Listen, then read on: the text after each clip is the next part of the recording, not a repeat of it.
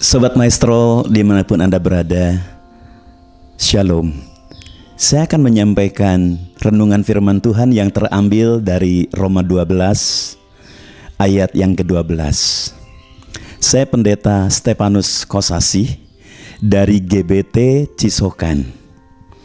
Adapun ayat ini saya beri judul melakukan segala sesuatu dengan penuh harapan akan mendatangkan sukacita. Saya ulangi, melakukan segala sesuatu dengan penuh harapan akan mendatangkan sukacita.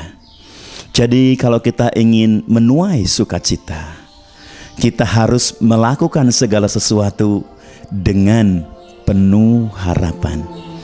Masalahnya, siapa yang bisa memiliki yang disebut penuh harapan? Sebab kalau kita membaca firman Tuhan dalam Efesus pasal 2 ayat 12, manusia tanpa Yesus itu tanpa harapan.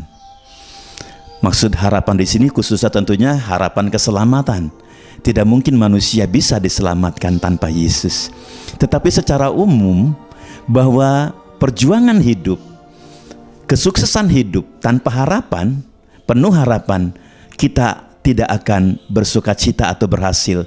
Jadi kita membutuhkan Yesus. Sedangkan di dalam surat 1 Tesalonika pasal 4 ayat 13 juga disebutkan, orang Kristen sendiri pun pengharapannya fluktuasi. Kadang-kadang bagus, kadang-kadang tidak. Justru itu bagaimana?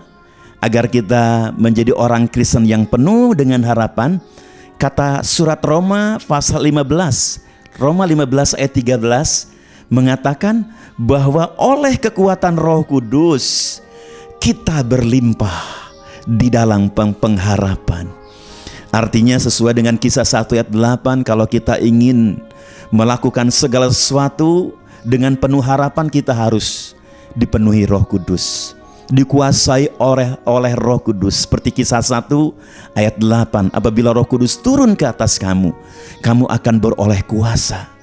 Melalui kuasa ini akan membangkitkan harapan kita, membuat harapan kita penuh, sehingga kita akan menuai sukacita. Lalu yang kedua, apa yang dimaksud dengan mendatangkan sukacita? Kalau kita melakukan segala sesuatu dengan penuh harapan mendatangkan sukacita. Yang pertama, sukacita di sini adalah sukacita yang ditulis dalam Galati 5 ayat 22. Di mana apabila seseorang dipenuhi Roh Kudus, dikuasai Roh Kudus, dipimpin oleh Roh Kudus, hidup oleh Roh Kudus, dia mempunyai aspek buah roh, yaitu sukacita. Dalam bahasa Yunaninya cara, sukacita rohani yang tidak bisa dipengaruhi oleh situasi dan kondisi apapun. Seperti contohnya dalam Kisah pasal 16 ayat 23-25. Paulus sesudah didera, dipukuli, dimasukkan ke dalam penjara. Tetapi pada waktu malam mereka menyanyi, sebab mereka adalah orang-orang yang punya pengharapan. Sakitnya bekas deraan tidak mempengaruhi sukacitanya. Kemudian dinginnya penjara tidak membuat dia kehilangan sukacita. Belenggu tidak membuat dia kehilangan sukacita. Juga pasungan tidak membuat dia kehilangan sukacita, sebab dia dipimpin dan dikuasai oleh Roh Kudus. Kemudian yang terakhir, kalau kita lihat dalam Mazmur 126 ayat 5-6, itu menggambarkan petani-petani yang penuh dengan harapan akan hasil dari tanamannya atau hasil dari kebunnya. Maka karena dia punya harapan, ya, maka harapan ini mengalahkan teriknya matahari. Harapannya ini mengalahkan hujan lebat.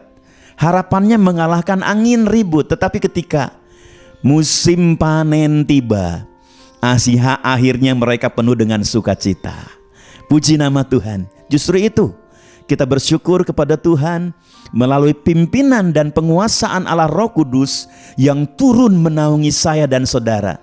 Kita punya sukacita rohani, kita punya sukacita berhasil dalam pekerjaan kita, usaha kita.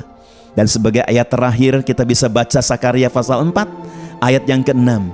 bukan oleh kuat dan gagah kita bisa melakukan segala sesuatu, tetapi oleh karena Roh Kudus. Tuhan memberkati kita semua. Amin. Shalom. Saya Pendeta Stefanus Kosasi mengucapkan selamat diberkati oleh Tuhan. Amin.